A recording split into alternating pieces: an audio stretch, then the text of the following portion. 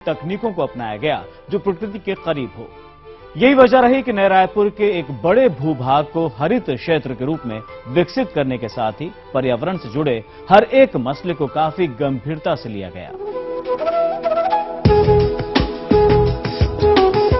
Green Raipur की तर्ज पर विकसित किए जा रहे नए रायपुर को पर्यावरण फ्रेंडली बनाने के लिए विशेष आधुनिकतम तकनीकों के विकास की योजना उस वक्त ही तैयार कर ली गई थी जब इसे मूर्त रूप दिए जाने की तैयारी पूरी हो चुकी थी। पर्यावरण की शुद्धता को ध्यान में रखते हुए ही यहाँ जल प्रदाय, बिजली प्रदाय और ड्रेनेज की भूमिगत व्यवस्था को अपनाया गया है। इसके साथ ही पर्यावरण को संतुलित रखने के लिए जल संरक्षण के साथ ही वाहनों के प्रदूषणों से व्यापक स्तर पर निपटने के लिए सरकार के द्वारा कई योजनाएं तैयार की गई हैं। पर्यावरण को प्रदूषण मुक्त और शुद्ध रखने के लिए नए रायपुर में अधिक से अधिक सार्वजनिक परिवहन सेवाओं के संचालन की योजना को हरी झंडी मिल चुकी है। नया रायपुर देश का संभवतः पहला ऐसा नियोजित उपनगर होगा जहां प्रारंभ से ही सार्वजनिक परिवहन प्रणाली की सुविधा उपलब्ध होगी। नए रायपुर को पर्यावरण उन्मुख बनाने के लिए राज्य शासन ने विश्व बैंक की मदद से इन तमाम योजनाओं को मूर्त रूप देने की कोशिश की है। बाकी इसमें जो भी एक अच्छे लाइफ के लिए लोगों को जैसा शहर चाहिए उसकी सारी एमिनिटीज का ख्याल इसमें रखा गया है।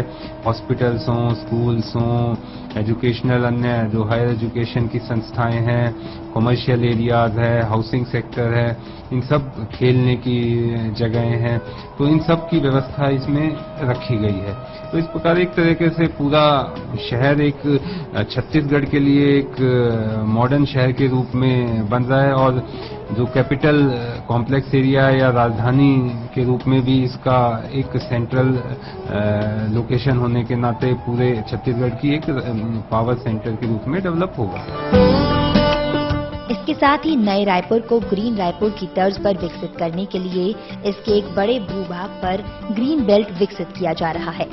नए रायपुर के निर्माण के लिए दुनिया के सर्वश्रेष्ठ शहरों और भारत के चंडीगढ़, नई दिल्ली और गांधीनगर जैसे नियोजित शहरों का अध्ययन कर उनकी खूबियों को भी कार्य योजना में शामिल किया गया है।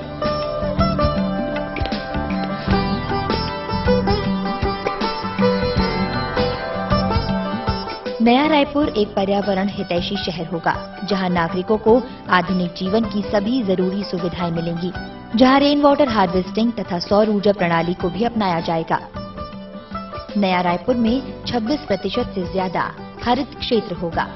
मुख्यमंत्री डॉक्टर रमन सिंह ने नया रायपुर में 450 एकड़ से अधिक रकबे में वन्य प्राणियों की बसाहट के लिए एक जंगल सफारी बनवाने की घोषणा की है। इसके अलावा वहां भूजल संरक्षण की दृष्टि से लगभग 140 एकड़ के रकबे में एक विशाल झील का भी निर्माण कराया जाएगा, जो अहमदाबाद के कांकरिया झील की तरह दर्शनीय होगी।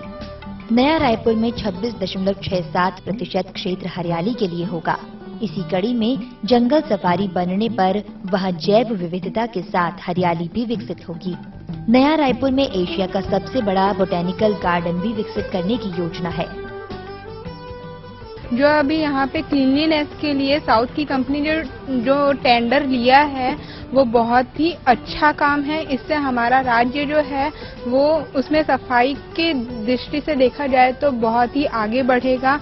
पर ये है कि इसको सब जितने भी हैं यहाँ के पर्सन उनको फॉलो करना बहुत ज़रूरी है और ये बहुत ही अच्छा स्टेप लिया जा रहा है जिससे हमारे यहाँ पे हर साल बारिश के टाइम पे जो ड्रेनेज का प्रॉब्लम होता है उससे हमको रिलीफ मिलेगा और ये हमारे लिए बहुत अच्छा है। सपनों की नगरी के रूप में विकसित की जा रही नई राजधानी की ये खूबियां आधुनिकतम विकास के साथ ही पर्यावरण और प्रकृति के साथ उसकी तारतम्यता का एक ऐसा उदाहरण होगा जो आने वाले दिनों में विकास की अवधारणा को एक नया आयाम देगा और साथ ही उन्नति निर्माताओं को एक शानदार उदाहरण भी होगा जो यदा कदा ही सही विकास को पर्यावरण के दुश्मन के तौर पर प्रचारित करते हैं।